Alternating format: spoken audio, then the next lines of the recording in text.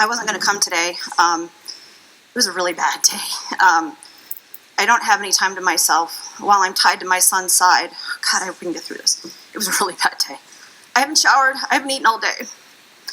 But I owed it to my son to be here. This is my son, Colby. He's 10. He's in the 3rd grade at Belmont Station Elementary. Phenomenal school, by the way. He's in a self-contained classroom. He has a very rare genetic disorder which causes severe delays, autistic-like features, and intellectual disabilities, just to name a few. On October 13th, he boarded a bus for the first time in 7 months. He was ecstatic. He loves cars and buses. He was so happy.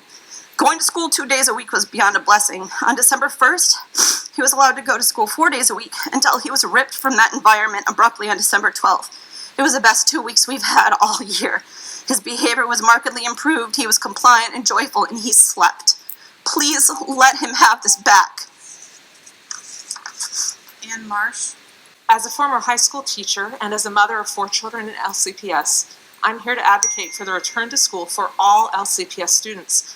Your job is the education of our students. That is your first priority. Children are struggling. Educational standards are being watered down. One teacher told parents he is teaching 1/10 of what he normally teaches. Failure rates are through the roof. My high school freshman is struggling with being on a computer and focusing for 7 hours a day. He's an honors student, and yet we've had to keep on top of things to bring up grades from Fs on 4 separate occasions. What happens to those students who don't have a mother or a father at home with them during the day? You've expanded the equity board to narrow the gap, and yet your policies right now are hurting those students the worst. Other families are literally moving from our area to areas in the country where in-person school is available. Personally, I know 2 mothers who have divided their families and taken their children to relatives. Hello. There's waning faith in our school system. As a bellwether, if a member of the Board of Supervisors and a member of another board have both pulled their children and enrolled them in private school, what does that tell us? It says we are not going to open our schools, we're failing our children, and they're dying. There was a suicide at Valley today, I found out, standing out there in the hallway. What is wrong with you people? Oh my goodness. Adults lead by example, but what kind of leaders do we have? Those who have hidden themselves in their basement waiting for a virus to disappear. And thank you for showing up tonight, by the way. There are hundreds of counties around the U.S. who've been in school since August, most since 5 days a week. Do your homework. Become problem solvers by collecting implementation data and then use what worked elsewhere to open our schools. For crying out loud, for mental health, if not for education. Thank you. Unbelievable. Elizabeth Perrin. Good evening. Today marks 307 days since my sons were last in school. You're doing budgets tonight. 307 days. It marks 193 days since the Journal of America, or the American Medical Association, acknowledged the dangers of prolonged isolation with students.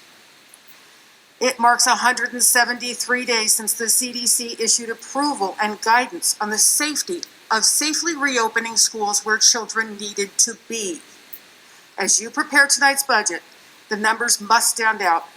They are joined with the number of those lost and unenrolled students.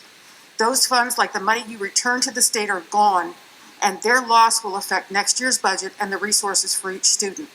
More importantly, the loss of education and mental health damage done to the students is incalculable, and the damage your choices have inflicted upon them will not be known for years to come and continue to grow exponentially. Good evening. I'm back here tonight to advocate for our seniors. Senior year is the culmination of all of your LCPS career. I feel like I have no purpose. This is what my beautiful, outgoing, school-loving 18-year-old daughter of mine said to me just last night. She said, all I do is school, my grades aren't as good as they used to be, and I'm a senior with nothing to look forward to. Please give these seniors hope.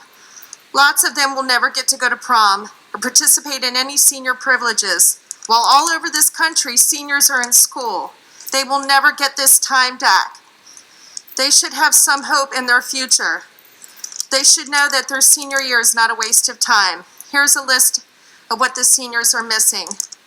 Senior parking spots, homecoming, prom, military ball, senior sections at games, senior picnic, and most importantly, learning. These kids love to learn. Let them learn. Thank you. I am here as an LCPS teacher and parent regarding the new proposed metrics for determining our return to school. The school website shows the percentage of people with COVID is the highest it's ever been. How in good conscience can the school board send students and teachers back to the building at this time?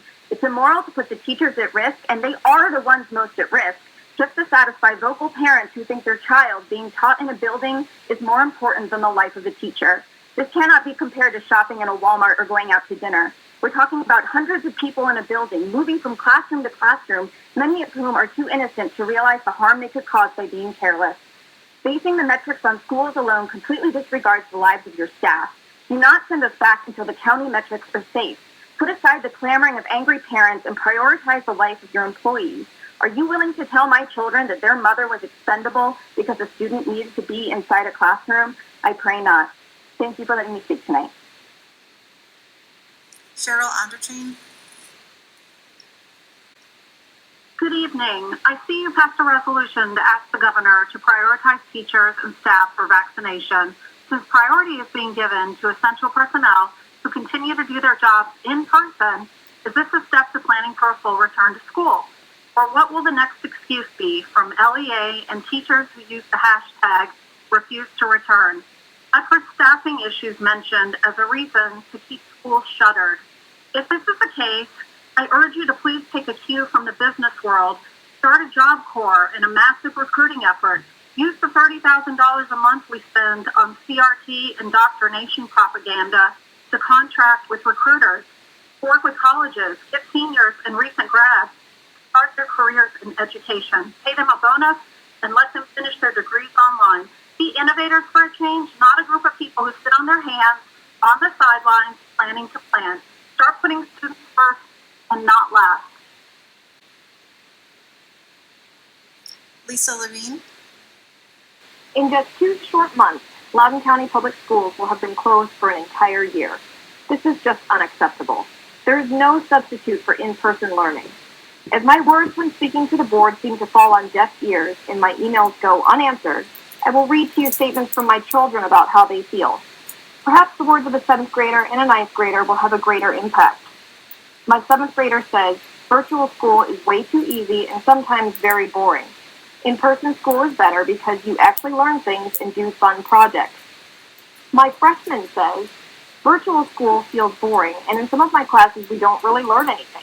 I can't just sit in front of a computer all day. I lose focus. In-person is better because it is easier to pay attention and I can actually talk to people other than my family. Schools need to be open for the hybrid model as soon as possible and back to 5 days in person in the fall. I did hear that teachers are being pushed in front of other essential workers to receive the vaccine. If you're going to prioritize the access of vaccines for teachers, then returning to in-school. Deb Glass.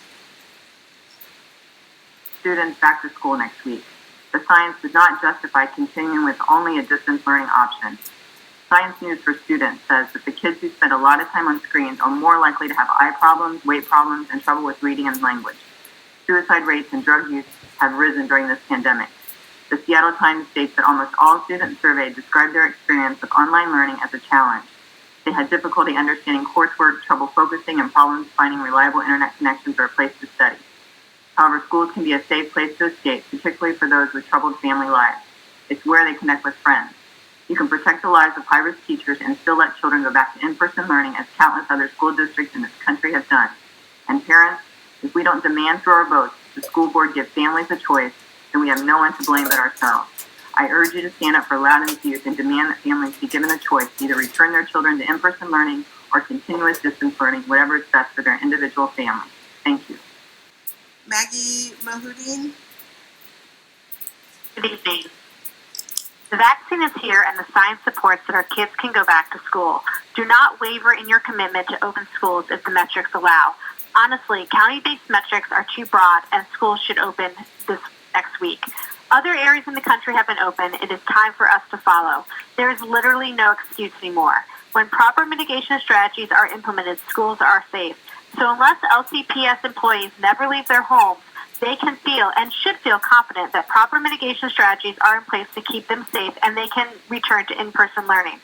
As a reminder, it's your job as leaders to make the teachers feel safe. Why are you not doing that? Why do you continue to spread fear and misinformation? There is no reason to continue to delay sending kids back to school.